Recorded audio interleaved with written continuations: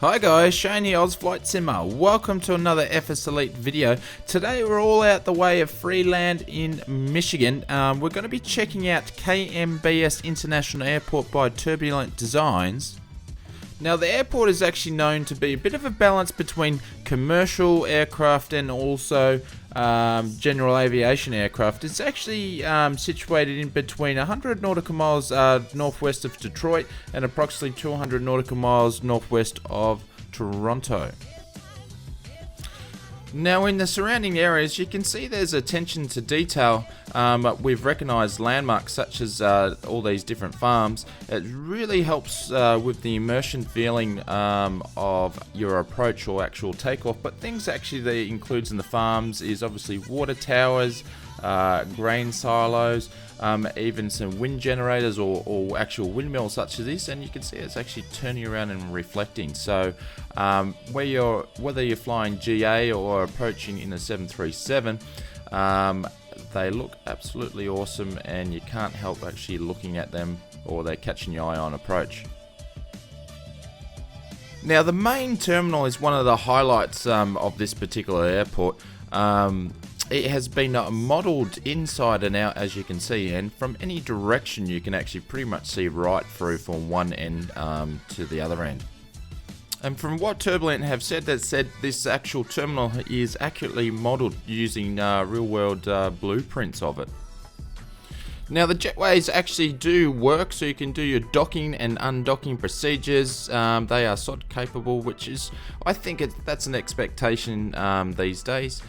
Just taking a look at the roof there, you can see again the detail that's actually being put into when it even comes down to things like stains on the roof or air conditioning units are being modelled. Even the fans on the jetways look really cool. Now personally, I've never been a big fan of interiors in airport scenery until now. So Turbulent have picked a really good airport to do this with. Obviously there's a lot of glass so you can see in, but it's really cool to stroll around and have a look at all the detail they've actually put in there. You can even see the cans of Red Bull in the fridge, and it really gives you that sense of feeling that you are actually at the airport ready to board and go on your flight for the day. Now the service vehicles that have been planted around the airport are HD quality and have been rendered from real well pictures. But including the attention to detail on the outside, if you take a closer look, the cabins of these vehicles have been modelled as well, so you can actually look inside the glass and see the steering wheel and the seats and whatnot.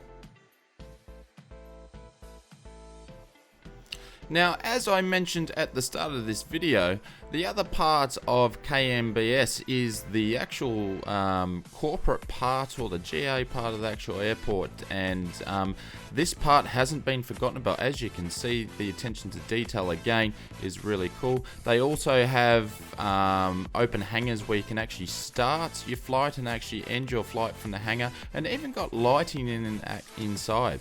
There's a bunch of static aircraft that are actually pretty good quality, and again they have all the HD carts and service vehicles around as well. I normally wouldn't mention car parks, but these do need a mention. So this is the car park around the FBO or the GA area. The one around the main terminal is the same. There's a lot of different remakes, a lot of different options of cars, and they all give that extra sense of immersion that the airport is alive. And some other buildings and features that is definitely worth mentioning is the tower. So the tower is actually modelled inside and out, so you can actually do a tower view and see some of the instruments in there. The surrounding buildings have also been modelled. And again, all the extras like the car parks, the cars in the car parks and all the ground service vehicles that should be near those buildings have been featured and placed as well. Now, the tower and the surrounding buildings are actually situated next to an old, abandoned or unused World War II runway. So the guys down at Turbulent Designs have tried to reincarnate this using real world pictures. So when the sun goes down, the lights come out to play, and the guys have really used the power of V4 with the dynamic lighting, and there is plenty of lights around, and it's probably one of the best lighting I've seen on airports to date. My favourite lighting feature would have to be the open hangar, with the lighting actually pouring from the inside and out and reflecting through, and I think they've done a great job with that. Plenty of lighting around the terminal, even fluorescent lights within the inside of the terminal has been modelled. And the power of V4 lighting shining again. Really love the runway lights, with the lights actually shining out from the ground.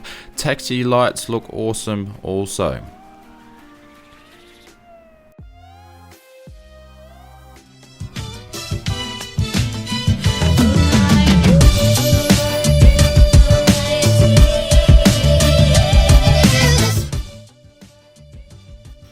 As we head out to the taxiway, the textures look great, the lights look great, the signs look great.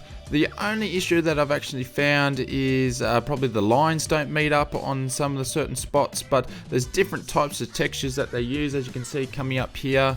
You can see all the different concrete cracks and things like that. As for performance, I'm using TFDI 717 for the taxi and the takeoff.